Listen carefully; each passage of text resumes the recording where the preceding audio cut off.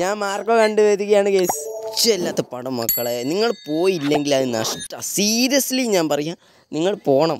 ഇന്നേ വരെ ഞാൻ എന്താ റിവ്യൂ ഇട്ട നിങ്ങൾക്ക് വേണമെങ്കിൽ എൻ്റെ ചാനൽ എടുത്ത് നോക്കിയാൽ അറിയാം. ഞാൻ ഇങ്ങനെ വെല്ലണില്ലേ സംസാരിച്ചു, പക്ഷേ മാർക്കോ ഞാൻ ഉറക്കെ സംസാരിക്കും. കാരണം ഒന്ന് അടിപൊളിയാണ്, വയലൻസ് ഒക്കെ peak level. Watch theatre experience മൂവിയാണ്.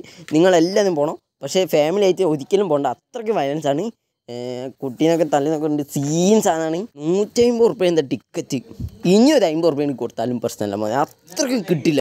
വേറെ ലെവൽ ക്ലൈമാക്സ് ഒക്കെയാണ്, കിട്ടില്ല മോനക്കളെ. നിങ്ങൾ പോകണം, അത്ര എനിക്ക് പറയാനുള്ളൂ. വേറെ ഒന്നും എനിക്ക് പറയാൻ അറിഞ്ഞൂടാ.